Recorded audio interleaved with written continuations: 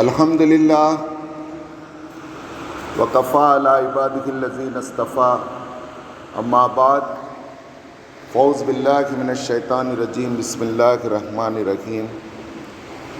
قال ھذا من فضل ربی لیبلونی اشکر ام اکفر ومن شکر فانما یشکر لنفسہ ومن کفر فان ربی غنی کریم۔ صدق اللہ العظیم۔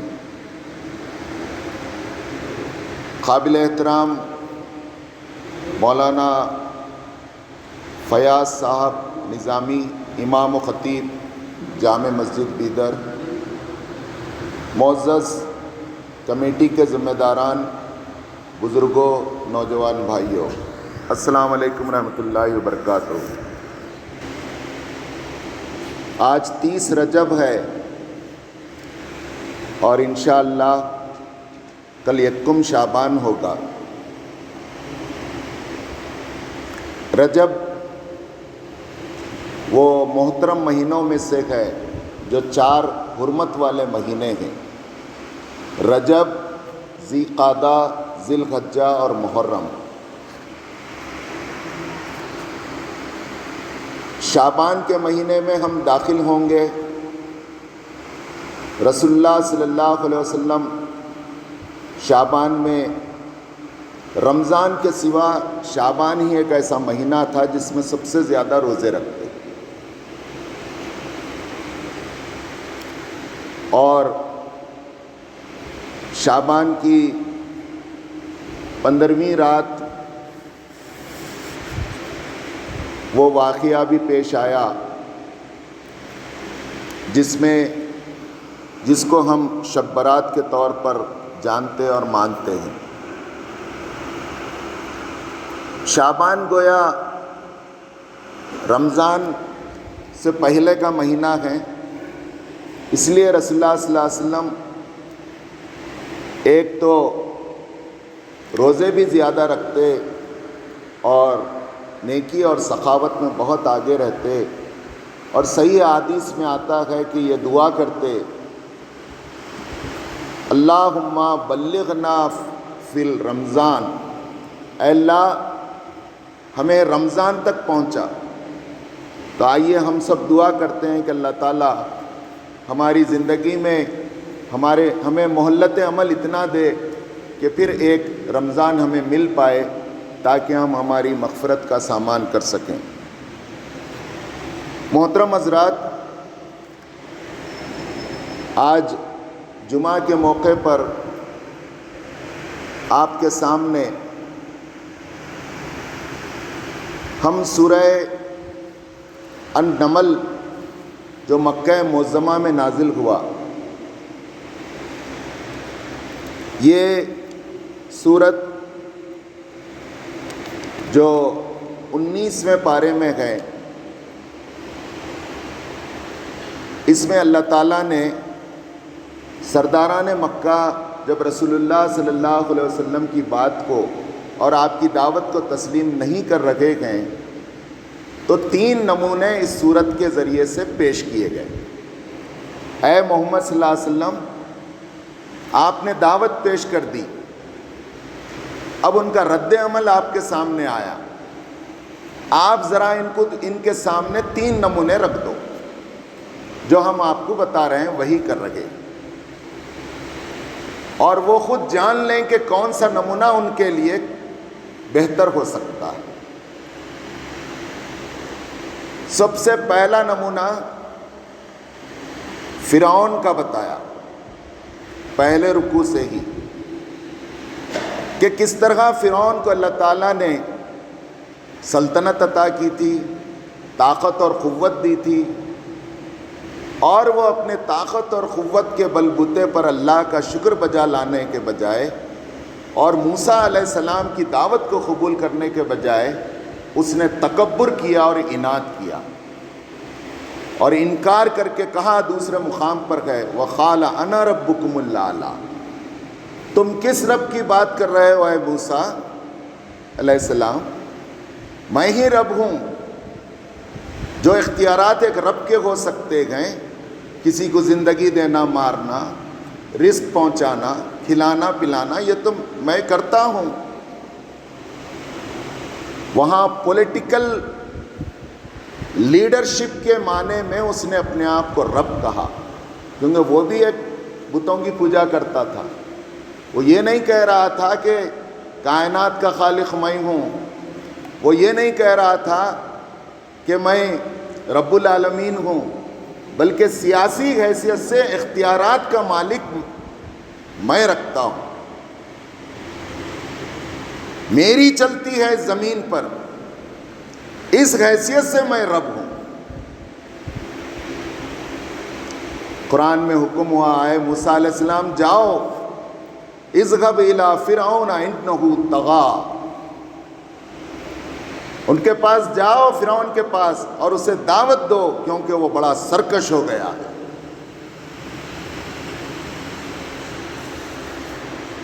موسیٰ علیہ السلام گئے تو اس نے کہا کہ جادوگر ہیں، تو کہا کہ یہ جادو نہیں ہے، یہ اللہ کی نشانیاں ہیں اور میں اللہ کا نبی ہوں، اور میرے اللہ کے نبی ہونے کی علامت یہ عصا ہے جس کے ذریعے سے میں نے جادو کو کافر کر دیا۔ اس نے مجموعے کو جمع کیا، جادوگروں کو بلایا، مظاہرہ کیا تاکہ موسیٰ علیہ السلام کو منہ کی کھانی پڑے، شکست دے، ان کی ہزیمت ہو، لیکن اللہ نے اس کے پلان کو الٹا کر دیا۔ وَمَكَرُوا مَكَرَ اللَّهُ وَاللَّهُ خَيْرُ الْمَاكِرِينَ۔ قرآن مجید میں اللہ تعالیٰ ایک جگہ کہتے ہیں کفر ایک چال چلا اور اللہ نے ایک چال چلا، واللہ خیر الماکرین، اللہ بڑا چال باز اور بہترین چال چلنے والا ہے۔ سب کچھ اس نے جمع کیا، ایکسپینڈیچر اس نے کیا، لوگوں کو بلایا، جادوگروں کو تیار کیا، پورا اسٹیڈیم سجایا، پورا اسٹیج اصل بن رہا تھا موسیٰ علیہ السلام کے واسطے اور دعوت کے لیے۔ جب انہوں نے کہا، ان سے کہا گیا کہ تمہارا جادو بتاؤ، تو موسیٰ علیہ السلام نے کہا کہ میں جادوگر تو ہوں نہیں، میں بتاؤں گا نہیں جادوگر، میرے پاس تو کوئی جادو نہیں ہے۔ تو جادوگروں سے کہا گیا کہ تم بتاؤ جی ان کے سامنے اپنا فن، تو انہوں نے بتایا، بتاتے ہی وہ سانپوں کی طرح رسیاں آپ کے قریب آنے لگی، تو آپ پیچھے ہٹے، حکم ہوا لا تخف، اے موسیٰ ڈرو نہیں، ہاتھ میں جو ہے بس وہ ڈال دو سامنے۔ ہاتھ میں بکریاں چرا رہے سو لاٹھی تھی جو یمن سے لے کے مصر کو آئے تھے، وہ لاٹھی بڑا اژدہا بن گئی اور وہ پورے رسیوں کو نگلی۔ اب کیا تھا کہ جادوگر ماہرین تھے جادو کے، انہوں نے کہا کہ یہ تو جادو نہیں ہے، ہم ایسا جادو نہیں دیکھے آج تک۔ قالوا آمنا ربی موسیٰ و ہارون، انہوں نے اعتراف کر لیا بھرے میدان میں، اسٹیڈیم میں، کہ ہم ایمان لائے۔ سن لے اے فرعون، ہم ایمان لائے اس رب پر جس رب کی بات موسیٰ اور ہارون کر رہے ہیں، تو جس رب کی بات کر رہا اس پہ نہیں۔ تو انہوں نے بولا یہ تو پورا ملی بھگت دکھ رہی ہے دونوں کی، جادوگروں کی اور نبی کی، میرے کو بے عزت کر دی الٹا یہ لوگ، حالانکہ ویسا نہیں تھا، الٹے لٹکا دیتے۔ انہوں نے بولے الٹا لٹکاؤ پلٹا لٹکاؤ، مرنا تو ہے، ہم آنکھوں سے دیکھ لیے، ہم نہیں انکار کر سکتے، تیرے کو کیا معلوم ہم جادوگر ہیں، یہ جادو ہے نہیں، اللہ کا نبی اور معجزہ ہے۔ انہوں بولے وَالْحِقْنَا بِالصَّالِحِينَ، آخر کار انجام اللہ ہمارے کو صالحین میں شامل کرے، زیادہ سے زیادہ مر جائیں گے نا، منظور ہے۔ ایک منٹ میں کیسا نبی پر ایمان لائے اور دوسرے منٹ میں ان کا ایمان کتنا اسٹرانگ ہو گیا آپ دیکھیں۔ تو ایمان جب علم الیقین سے حق الیقین اور عین الیقین کے درجے پر چلا جاتا ہے تو ایسے دل میں بیٹھ جاتا ہے کہ ایک پہاڑ اپنی جگہ سے ہٹ سکتا ہے، ایک آدمی اپنے موقف سے مومن نہیں ہٹ سکتا۔ یہ پہلا نمونہ بتایا گیا کہ پھر کس طرح موسیٰ علیہ السلام کا دوسرا مطالبہ تھا، فارسلہ معنا بنی اسرائیل، اب بہت ہو گیا بنی اسرائیل پہ ظلم، میری دعوت اور مشن اور میرے آنے کا دوسرا مقصد یہ ہے کہ تو مسلمانوں کو، بنی اسرائیل کو جو ظلم میں رکھا ہے اور ظلم بھی کیسا ظلم، یذبحون ابناءکم ویستحیون نساءکم، کہ بنی اسرائیل میں جو بچہ پیدا ہوتا اس کو ذبح کر دیتا، اور جو بچیاں پیدا ہوتے انہیں زندہ رہنے دیتا۔ ذالکم بلاء من ربکم عظیم، ایک کرب تھا، ایک بڑیا امتحان تھا جس میں سے وہ گزارے جا رہے ہیں۔ کیسے کرب میں مبتلا ہیں آج ہم دیکھیے، اس سے بڑا کرب تھا اس دور کی امت مسلمہ کو جو نبیوں کی امت تھی، بنی اسرائیل۔ قرآن کہتا ہے میں نے تمہیں اس ظالم سے نجات دی، وَأَغْرَقْنَا فِرْعَوْنَ وَأَنْتُمْ تَنظُرُونَ، فرعون اور اس کے لشکر کو ہم نے غرق کیا اس حال میں کہ تم اس کے غرق ہونے کا نظارہ دیکھ رہے، تمہاری آنکھیں ٹھنڈی ہو گئیں۔ یہ پہلا نمونہ، فرعون غرق کر دیا گیا۔ دوسرا نمونہ سورہ النمل میں حضرت داؤد علیہ السلام اور حضرت سلیمان علیہ السلام کا بیان کیا، انہیں بھی سلطنت دی گئی۔ داؤد علیہ السلام اور سلیمان علیہ السلام ایسے دو باپ اور بیٹے ہیں، داؤد علیہ السلام باپ، بیٹے سلیمان علیہ السلام۔ باپ کو بھی نبی بنایا گیا اور حکمراں بنایا گیا، بیٹے کو بھی وراثت میں حکومت ملی، نبوت وراثت میں نہیں بولتا میں، وہ اللہ کا فضل ہے، کیونکہ قرآن کہتا ہے کہ ہم نے داؤد کا وارث سلیمان کو بنایا۔ قرآن کے الفاظ، نبوت وراثت میں نہیں ملتی۔ ان کا نمونہ پیش کیا گیا، دیکھو داؤد کو کیسے ایک لوہا جو دنیا کی سخت ترین چیز ہے ہم نے نرم بنا دیا تھا۔ سب سے پہلے لوہار بولتے ہیں داؤد علیہ السلام تھے، لوہے کو پگھلا کے جو شیپ دینا چاہے دے سکتے، یہ اللہ تعالیٰ سکھائے داؤد علیہ السلام کے ذریعے۔ ان کی تفصیل کم ہے، سلیمان علیہ السلام کی تفصیل زیادہ ہے، بڑی سلطنت تھی، باپ سے بھی زیادہ، اور نشانیاں بھی اور طاقت بھی بہت زیادہ دے دیے تھے اللہ تعالیٰ۔ اللہ تعالیٰ خود کہتے ہیں ہم نے سلیمان کے لیے مسخر کر دیا تھا ہواؤں کو، ہوائیں ان کے اشاروں پر چلتی تھی، پرندوں کی بولیاں وہ سمجھتے تھے اور پرندے پورے کنٹرول میں تھے،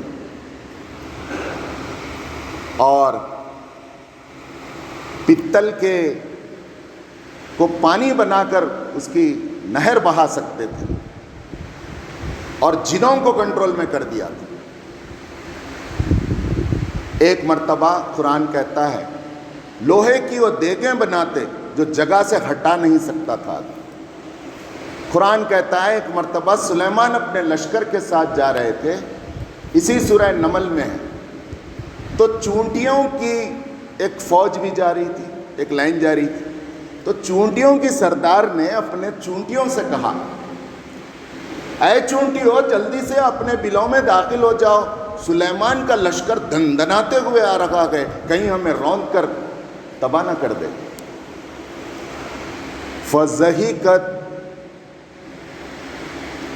پس سلیمان جب چونٹی کی ان بولیوں کو سنا تو اس کا چہرہ مسکرا اٹھا، اور اسی وقت اس نے پکار کر کہا قال اوزعنی ان اشکر نعمتک التی انعمت علی وعلی والدی، اے اللہ مجھے اپنے آپ کو کنٹرول میں رکھنے کی توفیق دے، مجھے اپنے آپ کو قابو میں رکھنے اور اپنے نفس کو میں کنٹرول میں رکھوں، تو کیسی نعمت دے دیا میرے کو، میں اتراؤں نہیں یہ سب دیکھ کر، میں کہیں خدا نہ بن بیٹھوں، میں کہیں دوسرے متکبرین کا رویہ اختیار نہ کروں۔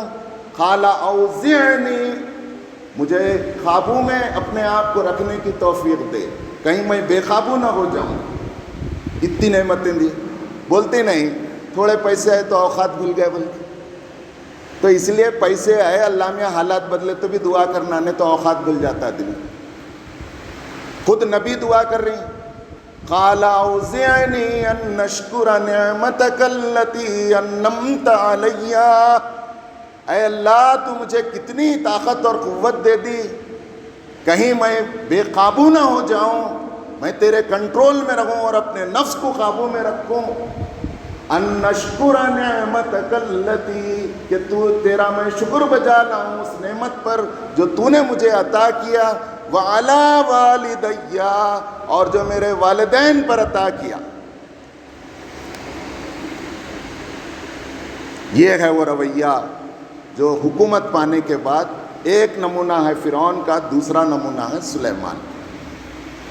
پھر اس کے ساتھ اور دو نمونے ایڈ کیے گئے، ایک قوم سمود کا نمونہ ایڈ کیا گیا اور ایک قوم لوط کا نمونہ ایڈ کیا گیا۔ قوم سمود اپنے وقت کی طاقتور ترین قوم تھی، پہاڑوں میں محلات بنا کر لا نہیں سکتے تو ریت کے پھسل منڈے بنا کر لاتے تھے، آج بھی وہ موجود ہیں۔ قرآن 29ویں پارے میں کہتا ہے 7 دن اور 8 رات، 7 دن اور 8 رات متواتر ان کے اوپر طوفان لایا اور سیلاب لایا۔ فَأَمَّا ثَمُودُ فَأُهْلِكُوا بِالطَّاغِيَةِ بِرِيحٍ صَرْصَرٍ عَاتِيَةٍ سَخَّرَهَا عَلَيْهَا 7 لَيَالٍ وَثَمَانِيَةَ أَيَّامٍ، 7 رات اور 8 دن تک متواتر وہ عذاب چلتا رہا۔ لوط علیہ السلام ہومو سیکسویلٹی، فرشتوں کو بھی پکڑنے چلے گئے، ان سے خواہش پوری کرنے، ان کی قوم کو تلپٹ کر دیا۔ تیسرا نمونہ بتایا گیا ملکہ سبا کا۔ پھر آگے کہا گیا سلیمان علیہ السلام کے قصے کو کنٹینیو کر کے وہ بتایا گیا۔ سلیمان علیہ السلام نے پرندوں کی میٹنگ کال کی، پورے پرندے آ گئے، بولے حاضری لیے، حدود نہیں دکھ رہا بولے۔ تو تھوڑی دیر کے بعد حدود آیا، کہاں گیا تھا حدود؟ بولے میں بازو ملک میں قوم سبا کی ایک ملکہ ہے، اے اللہ کے رسول، اے بادشاہ وقت، انہوں سورج کی عبادت کر رہی ہیں، یہاں تو آپ اللہ کی بندگی کی دعوت دے رہی ہیں، وہاں پوری قوم سورج کی پوجا کر رہی ہے، سوریہ نمسکار کر رہی ہے۔ میں وہ رپورٹ لایا ہوں، دیکھو اچھا بات بنا رہا ہے کیا بات سچی ہے، دیکھیں گے۔ میں ایک لیٹر دیتا ہوں، لکھ جا کے دے کے آنا۔ تو ایک لیٹر لکھتے ہیں، وہ لیٹر کا ذکر بھی اس میں ہے، دعوت کے لیے لیٹر ملکہ سبا۔ اب ملکہ اور بولتے ہیں وہ لیٹر لکھ جا کے وہاں پھینک اور بازو ٹھہر کے دیکھ کیا وہ رد عمل کرتے ہیں۔ تو ہدہد وہ لیٹر لکھ جا کے وہاں محل کن پھینک دیا، ٹپکا دیا، بازو ٹھہر کے دیکھا۔ ملکہ سبا پڑی، درباریوں کو بلا کے مشورہ کرے، تو سب درباریاں بولے ہم بھی مقابلہ کریں گے۔ ملکہ سبا بولی بڑا بادشاہ ہے، لشکر کو لے گھسا تو سب سلطنت کو تباہ کر ڈالتا ہے۔ اچھا دوسرا مشورہ یہ کہ آپ تھوڑے تحفے طوائف بھیجو، اس کا غصہ ٹھنڈا ہوتا ہے۔ اس میں کیا تھا، اطاعت قبول کر کے میرے پاس آؤ، یا آؤ اور آ کر سرنڈر ہو جاؤ، اللہ کی بندگی قبول کرو۔ اب انہوں تحفے بھیجے تو ایلچی لے کے آیا، تو بولے اے ایلچی تیرے بادشاہ کو بول تیرے تحفے تیرے کو سلامت، میرے کو تحفوں سے خریدتے ہیں، بہت دیا اللہ میاں میرے کو، میں جہاں بادشاہ ہوں اللہ کا رسول بھی ہوں، میں جو دعوت دے رہا ہوں اس کا کیا جواب ہے، یہ تحفے جواب نہیں ہو سکتے۔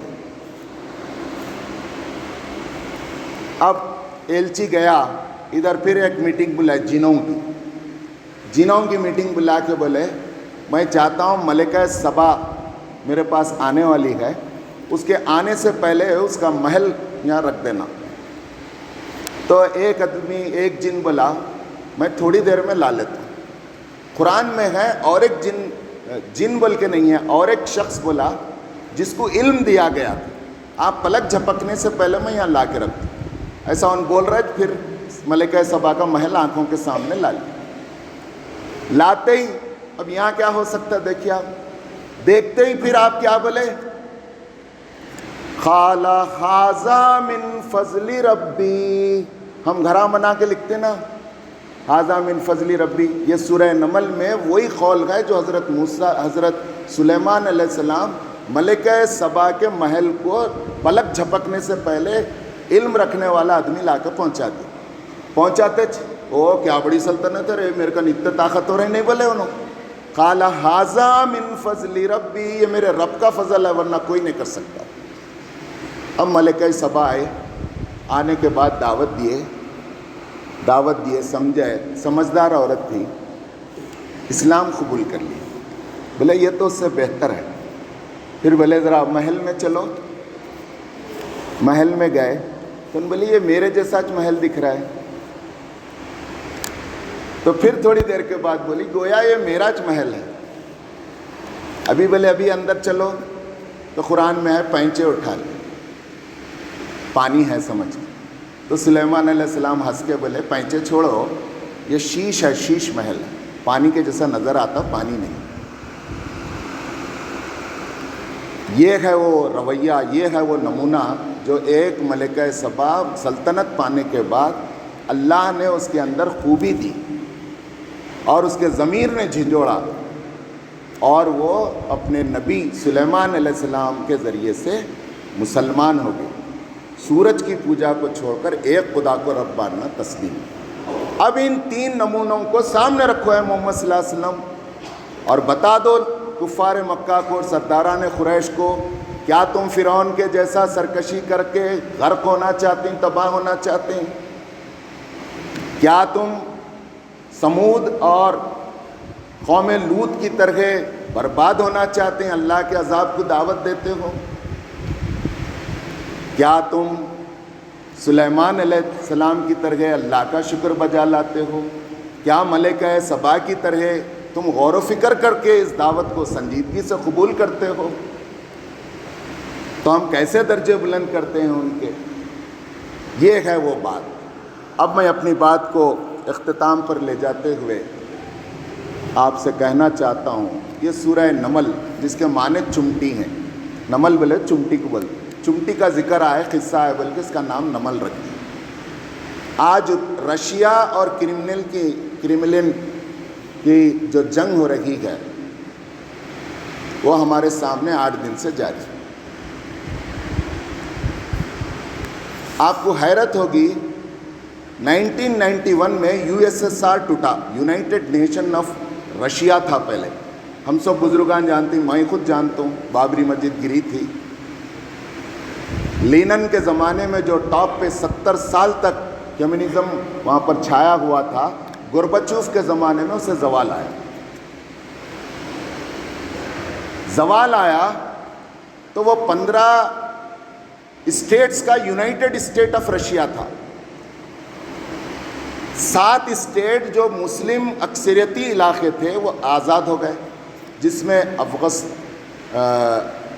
ازبکستان، آذربائیجان، قفقاز، قزاقستان، یہ کرملن، یہ سب اس میں شامل ہیں. اب یہ آزاد ہو گئے اور الحمدللہ یہاں مسلمانوں کی اکثریت تھی.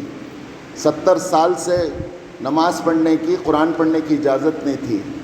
باپ کی جاسوسی بیٹا کرتا تھا، بیوی کی جاسوسی شوہر کرتی تھے، شوہر کی جاسوسی بیوی کرتی تھی. لیکن 1-2 واقعات سنا کر اپنی جگہ لے لوں گا. ابھی ترکی میں جب اسلامی انقلاب آیا، نجم الدین اربکان صاحب جب وزیر اعظم رہے، اللہ ان کی مغفرت کرے، ان کے ساتھیوں میں ایک مصطفیٰ محمد طاہان صاحب ہیں. انہوں نے ایک کتاب لکھی ہے وسط ایشیا میں اسلام کا مستقبل، وہ اردو میں ترجمہ ہوئی ہے. تو انہوں نے جب یہ آزاد ہوئے یہ ریاستیں تو اس کا دورہ کیا اور دیکھا کہ 70 سال کے بعد وہاں کی نسل کا کیا حال ہے دیکھیں. تو وہ دیباچے میں 2 واقعے لکھتے ہیں، وہ سنا کر میں اپنی جگہ لوں گا. وہ کہتے ہیں میں جب ازبکستان کی ایک مسجد کے قریب گیا، ظاہر ہے پہلے سے مسلم ممالک تھے، بڑے بڑے مساجد، سامنے گراؤنڈ، پارکنگ تھا. عصر کا وقت تھا، بچے کھیل رہے تھے. میں نے سوچا کہ اس نئی نسل کا امتحان لیا جائے. ایک بچے کے قریب گیا، جیب سے بڑی نوٹ نکال کر دیا کہ بیٹا یہ لے لو. میں سمجھتا تھا کہ بچہ لپک کر اس نوٹ کو لے گا، لیکن میری توقع کے خلاف بچہ آگے بڑھنے کے بجائے پیچھے ہٹا. کہا کہ اے چچا اس نوٹ کو اپنے جیب میں رکھو، ہمیں پیسے نہیں چاہیے۔ مصنف لکھتا ہے مصطفیٰ محمد تاہان، واللہ خدا کی قسم میرے پیروں کے نیچے سے زمین نکل گئی اور میں پکار اٹھا کہ اس علاقے میں اسلام کا مستقبل روشن ہے، کیونکہ عزت دار اور غیور نسل یہاں پناہ لے رہی ہے، پنپ رہی ہے۔ ایک دوسرا واقعہ وہ لکھتے ہیں، ایک 70 سال کی عمر کے صاحب اذان دے رہے تھے، اللہ اکبر اللہ اکبر۔ میرے کو حیرت ہوئی، 70 سال تو اذان کی اجازت نہیں تھی، انہوں پیدا ہونے سے پہلے کمیونزم آ گیا تھا، یہ حضرت کو اذان کون سکھائے ہوں گے؟ ذرا راز لیں گے، پوچھیں گے اسٹوری، جا کے اذان ہونے کے بعد پوچھے حضرت تم اتنی اچھی اذان دیے نا، کون سکھائے جی تمہارے کو اذان؟ اللہ کا نام نہیں لے سکتے تھے نا؟ تو بولے میری اماں، میرے بابا جاسوس تھے، میری اماں تہہ خانے میں لگ جا کے روز میرے کو اللہ اکبر اذان سکھاتی۔ پھر انہوں نے لکھا کہ امام شامل مدرسین کے ذریعے سے اسلام اور اسلام کی نئی نسل کو بچانے کے لیے ایک نیٹ ورک کام کرتا تھا۔ محترم حضرات، یہ وہ علاقے ہیں جس میں رشیا میں 13% مسلم رہتے ہیں، اب جو موجودہ رشیا ہے، روس ہے، اور کرملن میں 25% رہتے ہیں، اور تاتاری رہتے ہیں۔ وہ تاتاری ہے یورش کار کے پاسباں مل گئے کعبے کو صنم خانے سے، کہ وہ تاتاری جس نے بغداد کی اینٹ سے اینٹ بجا دی تھی۔ جب ایک بزرگ کو انہوں نے بلایا، ایک نوجوان پاشا تاتاریوں کا، تو انہوں نے کہا کہ میں نہیں آؤں گا، فوج پکڑ کے لئی، بادشاہ بلا رہے ہو۔ تو بزرگ کو پوچھا کیا سمجھ گئے بوڑھے میاں تم اپنے آپ کو؟ میں پاشا ہوں، تم نہیں آتے کیا؟ کئی کو میں تمہارے کے؟ اچھا یہ بولو تم اچھے ہیں کیا میں اچھا ہوں؟ تو بادشاہ کے دربار میں کتا تھا، تو وہ حضرت بولے اگر میں اللہ کی مرضی کے مطابق زندگی گزار رہا ہوں تو میں اچھا ہوں، ورنہ مجھ سے اچھا یہ کتا ہے تیرا۔ بولتے اس کی دل کی دنیا بدل گئی، اور یہی سوال انہوں نے اپنے آپ سے کیا، اسلام لایا، ایمان لایا، اور وہی تاتاری آ کر کعبۃ اللہ کے تقدس کو بحال کیے۔ میں اپنی بات ختم کرتے ہوئے یہ بات کہنا چاہوں گا کہ ہم تماشائی بن کر نہیں رہ سکتے۔ یہ جو جنگ ہو رہی ہے، ہم مسلمان ہونے کی حیثیت سے، انسانیت کے ناطے سے، اور اس سے آگے بڑھ کر ہم عالمگیر امت کے فرزندان ہیں، ہم کو ملکوں میں بانٹا نہیں جا سکتا۔ آج جو کچھ ہو رہا ہے، گلی سے لے کر دلی تک، ایک ملک سے لے کر دوسرے ملک تک، جس کے پاس طاقت ہے اس کے پورے توسیع پسندانہ رجحانات ہو گئے ہیں۔ محلے کا غنڈہ چاہتا ہے کہ پورے پلاٹ اس کی مرضی سے بکیں، بستی کا غنڈہ چاہتا ہے کہ اس کے اطلاع کے بغیر کوئی پراپرٹی ادھر ادھر نہ ہو، اور ملکوں پر قابض عوام پر ظالم حکمران چاہتے ہیں کہ وہ ہمارا اختیار چلے۔ یہی معاملہ رشیا کا ہے۔ آج دماغ خراب ہو چکا ہے، پرینام اچھے نہیں ہوں گے۔ یہی پوتن جی نے ایک مرتبہ کہا تھا، جب رسول اللہ صلی اللہ علیہ وسلم کے کارٹونز بنائے جا رہے تھے، تو یہ آزادی رائے کے اس میں نہیں آتا، مسلمانوں کا خیال رکھ کے۔ بات یہاں صرف مسلمانوں کی نہیں، دبے ہوئے انسانوں کی ہے۔ آج پوری لڑائی دو شکتیوں کی ہے، امریکہ اور روس کی۔ اسی طرح کی لڑائی رسول اللہ صلی اللہ علیہ وسلم کے زمانے میں، بولیے کس کی تھی؟ تاریخ کے روس امریکہ کون تھے؟ Persian empire and Roman empire. رسول اللہ صلی اللہ علیہ وسلم نے ان دونوں کی لڑائی کو اسلام اور طاغوت کی لڑائی میں بدل دیا۔ کیا ملکوں کی لڑائی لڑتے ہو، حق اور باطل کی لڑائی میں تبدیل کر دیا۔ ہم مسلمان ہیں، ان لڑائیوں کو ہم حق و باطل کی لڑائی میں بدل دیں گے۔ ہم انٹروین ہوں گے، ہم مداخلت کریں گے، ہم کامنٹ کریں گے، ہم حکومت سے مطالبہ کریں گے کہ جو دبائے ہوئے لوگ ہیں، قرآن جنہیں مستضعفین کہتا گئے، یہ مستکبرین دبا رکھے گئے، یہ تکبر کرنے والے دبا رکھے گئے۔ 65 کلومیٹر سے زیادہ ٹینکر جو رکھا گیا اور ہر ٹینکر پر ہیلی کاپٹر تیار گئے، مستکبرین ہیں وہ جو مستضعفین کو کچل رکھے گئے۔ لیکن اسلام نے جس نظریے کو پیش کیا، خود رسول اللہ صلی اللہ علیہ وسلم کے زمانے میں فتح مکہ کے بعد جنگ تبوک کا اعلان ہوا، 10,000 کا لشکر لے کے پہنچے، جنگ نہیں ہوئی، تاریخ کا امریکہ روم اپنے فوجوں کو پیچھے ہٹا لیا اور سرنڈر ہو گیا، اور حضرت عمر رضی اللہ تعالیٰ عنہ کے زمانے میں پورا ایران آپ کے سر نگوں ہو گیا۔